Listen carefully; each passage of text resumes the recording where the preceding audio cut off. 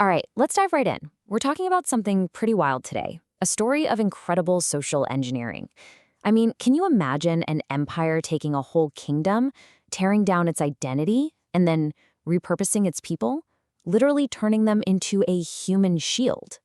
And this quote, this really gets to the heart of it. Just think about that for a second. Imagine your whole history, your culture, everything you are is now just clay. Clay for an empire to mold into whatever it needs. In this case, a weapon, a living, breathing shield. It's an unbelievable transformation, and that's exactly what we're going to break down. Okay, so here's the main idea, and it's a big one. We're arguing that the Saharian people weren't just defeated in battle. No, this was way more profound. Their entire reason for being, their identity as a kingdom, was systematically wiped clean and rewritten. Their best warriors were turned into a completely loyal imperial army, with one job: guard a really dangerous border. So you might be wondering, how sure are we about this? Well, on a scale of 1 to 10, historians are at a solid 9. Yeah, this isn't some wild guess or a fringe theory. It's a widely accepted view of how the entire political landscape of the Horn of Africa was intentionally reshaped. So what happened to the Sahartians? What did they become? They got a new name, the Chua. And the Chua were essentially these elite, fast-moving military units. Their one and only loyalty? To the Solomonic emperors. Their old identity was just gone, replaced by this one single purpose: to fight for the empire. But why would an empire go to all this trouble? Well, to get it, you've got to put yourself in the emperor's shoes. Look at the map from his perspective. That northern frontier, right up by the coast, it was a huge problem. Super volatile, always rebelling, just a constant thorn in the empire's side. And this is where you really see the bind the emperor was in. He just couldn't trust the locals, the Ago and Tigrinya-speaking people who lived there. He needed a buffer, a force he could count on. But they had to have zero local loyalties, right? No family ties, no old allegiances that could get in the way. So what's the solution? It's pretty radical. You create this captive warrior class, and you literally move them right into the heart of the trouble spot. And that brings us right to the heart of this whole thing. This wasn't some slow, natural change. Not at all. It was a planned, deliberate, step-by-step identity shift, a calculated move to take a people who were masters of their own destiny and turn them into loyal soldiers for someone else's empire. Okay, check this out. This is where you see the before and after laid out so clearly. Originally, Shahartian rulers were called Malik, that's king. Their loyalty was to their own people. But after the change, they became imperial officers with brand new titles like ruler of the sea. Their whole legal right to rule used to be their own local autonomy. Now, it came from land grants given by the emperor. They went from being defenders of their own home to being the sharp end of the imperial spear. So you see, it was a trade-off, a kind of grand bargain, if you will.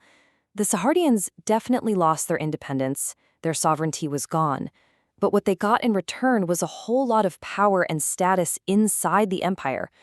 They became the emperor's inner circle, the elite guard, and they wielded real, tangible imperial power. So when the Choa were moved, we're not just talking about a simple relocation. Oh no, this was a strategic move. It was colonization, plain and simple. The emperor was basically planting a human garrison right on top of the local power structures, creating a new, loyal warrior class to rule the area. And a perfect example of this in action was a group called the Quest Ab. I mean, the name alone, Acts of the Father, pretty much tells you their whole story, right? These guys were the emperor's enforcers, a super prestigious regiment, made up of the former Sahartian elites, and their job was to be the muscle for the empire up in the north. And the way they did it was just brilliant and methodical. First, you don't just settle the Choa next to the locals, you put them on top of the local population. Then, you give them these temporary land grants, called gult. A few generations go by, and you make those temporary grants permanent, hereditary. That's called Redstats. And the final step, you cement your power by marrying into the local elite families. Genius! Let's talk about that first step, gult.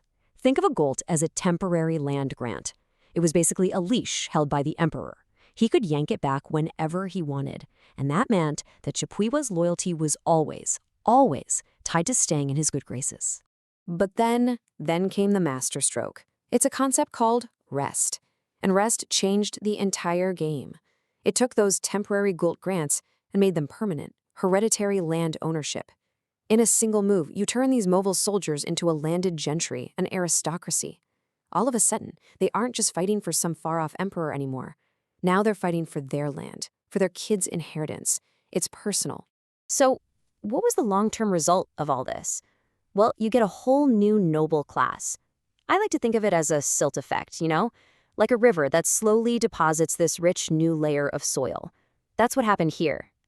This Saharian warrior culture just slowly, permanently settled into the social fabric of the North. And what's really wild is that you can still find traces of this, like a ghost, in the language itself.